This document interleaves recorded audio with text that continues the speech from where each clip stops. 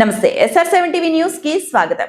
ఆదివాసీ రైతుల కష్టాన్ని సొమ్ము చేసుకుంటున్న గిరిజనేతర్ల వడ్డీ వ్యాపారులు, తరాలు గడుస్తున్న తీరడి అప్పులు, చిన్న భిన్నం అవుతున్న ఆదివాసీ కుటుంబాలు.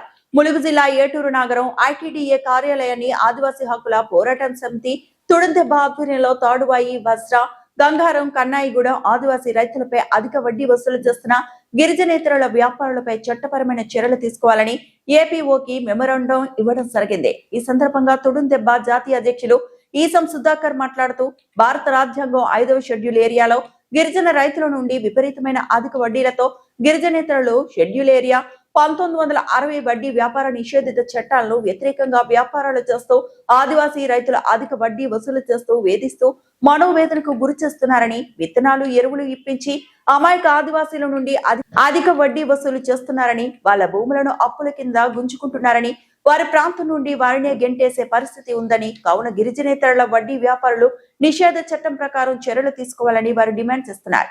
ఈ కార్యక్రమంలో జాతీయ ఉపాధ్యక్షులు పొడెంబాబు, ములుగు జిల్లా అధ్యక్షులు కుంజ నరసింహారావు, ఆదివాసీ రైతులు, మహిళలు పెద్ద సంఖ్యలో పాల్గొన్నారు. Reporting by SR7 TV news reporter తుర్సచండి. వడ్డీ వ్యాపారులను వడ్డీ వ్యాపారులను గిరిజనేతర వడ్డీ వ్యాపారులను గిరిజనేతర వడ్డీ వ్యాపారులను గిరిజనేతర వడ్డీ వ్యాపారులను 60 బుక్కులకు 60 బుక్కులకు 60 బుక్కులకు 60 బుక్కులకు ఆదివాసీ పోడు భూములకు లోన్లను ఆదివాసీ పోడు భూములకు బ్యాంకు రుణాలను వెంటనే ఇవ్వాలి. ఆదివాసీల పోడు భూములకు బ్యాంకు లోన్లు వెంటనే ఇవ్వాలి. ఆదివాసీ పోడు భూములకు బ్యాంకు లోన్లు వెంటనే ఇవ్వాలి. జై ఆదివాసీ, జై ఆదివాసీ. అరెస్ట్ చేయాలి వడ్డీ వ్యాపారవేత్తలను వెంటనే, అరెస్ట్ చేయాలి వడ్డీ వ్యాపారవేత్తలను వెంటనే. రూపొందించింది దీన్ని. అంటే ఇదివరకే 2 రోజుల క్రితము మనకు జిల్లా కలెక్టర్ గారి స్థాయిలో మనకు గిరిజన సంఘాలకు తర్వాత అందరికీ కూడాను అర్థమయ్యే విధంగా పేసా చట్టాన్ని కానీ, RFR కానీ, దాంట్లో ఇంకోటి LTR కానీ, ఏజెన్సీ లాస్ కానీ, తర్వాత వీటన్నిటి మీద కూడా అవగాహన కల్పించడానికి కలెక్టర్ గారు అవేర్నెస్ ప్రోగ్రామ్ కూడా పెట్టడం జరిగింది. చాలామంది వచ్చారు. సో తెలియని వాళ్ళు కూడా తెలియపరిచే విధంగా. సో మీరు ఇచ్చిన డిమాండ్ ఏదైతే. నా పేరు ఈసం సుధాకర్, తుడుందెబ్బ జాతీయ అధ్యక్షుని. ఈరోజు ITDA ఏటూరు నగరం అధికారులకి ఆదివాసీ ప్రజల పక్షాన రిప్రజెంటేషన్ ఇవ్వడం జరిగింది. వడ్డీ వ్యాపారం చేసి ఆదివాసీ ప్రజల్ని పీడిస్తున్న వడ్డీ వ్యాపారవేత్తల్ని తక్షణమే అరెస్ట్ చేయాలని, ఆదివాసీ రైతుల కాంచెలు లాక్కున్నటువంటి భూములను వెంటనే తిరిగి ఇవ్వాలని, 1960 వడ్డీ వ్యాపార చట్టం కింద వాళ్ళని తక్షణమే అరెస్ట్ చేసి వాళ్ళపైన చర్యలు తీసుకోవాలనేది మా డిమాండు. ఇంతకుముందు ఆదివాసీ రైతులు కూడా కలెక్టర్కి రిప్రజెంటేషన్ ఇచ్చినప్పుడు కూడా ఆయన స్పందించకపోవడం, ఆ ఉద్యమాన్ని మళ్ళీ ITDA అధికారులకు వెళ్దామని అక్కడ ప్రజలు ఇంత దూరం రావడం, వాళ్ళ ఆవేదన, వాళ్ళ బాధ, వాళ్ళ భూముల్ని కోల్పోయే పరిస్థితి వచ్చిన్నది. 30-40 లక్షల రూపాయలు వడ్డీ, చక్రవడ్డీ వేసి వాళ్ళని పీడిస్తున్నటువంటి పరిస్థితులు అక్కడ కనిపిస్తూ ఉన్నాయి. మానసికంగా వాళ్ళు కుంగిపోయి, కృషించిపోయి వాళ్ళు లాస్ట్కి మందు తాగి ఆత్మహత్యలు చేసుకునే పరిస్థితి కూడా వాళ్ళు వచ్చి ఉన్నారు. కాబట్టి వారికి వెంటనే తక్షణమే న్యాయం చేయాలనేది ITDA అధికారులను మేము కోరడం జరిగింది. ఏదైతే వడ్డీ వ్యాపారం కింద 30-40 లక్షలు వడ్డీ వేసిందో ఆ వడ్డీ మొత్తాన్ని కూడా తక్షణమే రద్దు చేయాలి.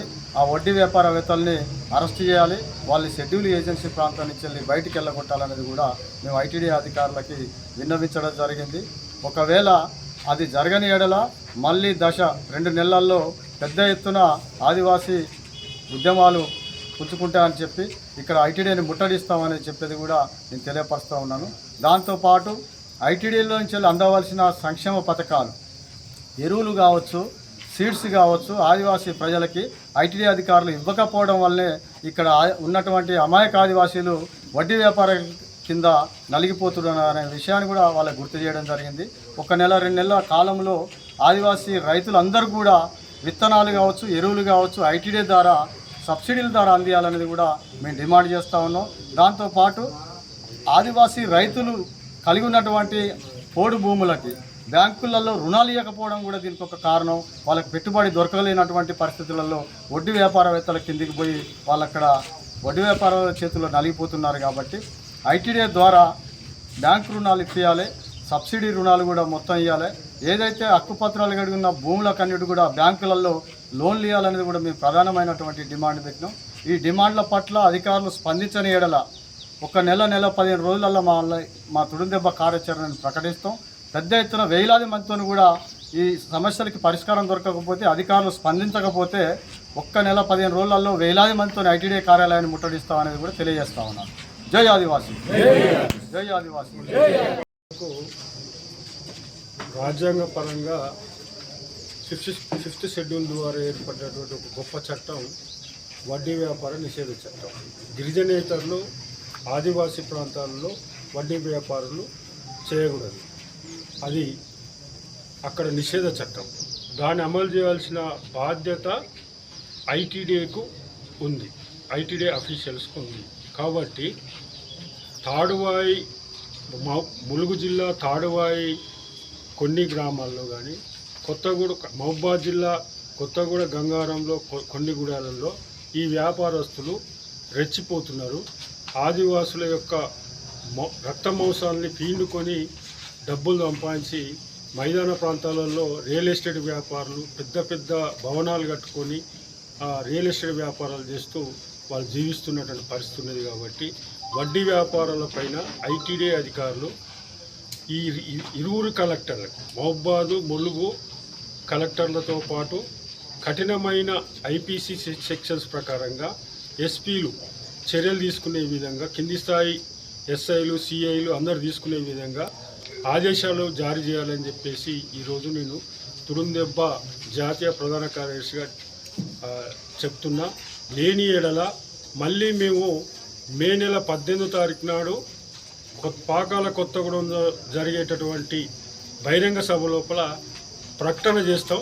మా ఆందోళన ఎట్లా జరుగుతుంది, ఏ విధంగా జరుగుతుంది, రైతులకు ఆదివాసీ రైతులకు ఎంత అండగా ఉండాలి, దీని సీఎంఓ స్థాయికి, ప్రభుత్వ పెద్దైన సీఎంఓ స్థాయికి, చీఫ్ సెక్రటరీ స్థాయికి, సీఎం ముఖ్యమంత్రి స్థాయికి ఎట్లా తీసుకుపోవాలో కూడా మేము ప్రత్యేక కార్యాచరణని రూపొందించుకున్నాం. అదేవిధంగా మాకు ఆదివాసీ ముద్దు బిడ్డ అయిన ఆదివాసీ ఒక ఆడపడుచు మాకు ఒక క్యాబినెట్ మినిస్టర్ అయింది. ఈ సమస్యని పట్టించుకొని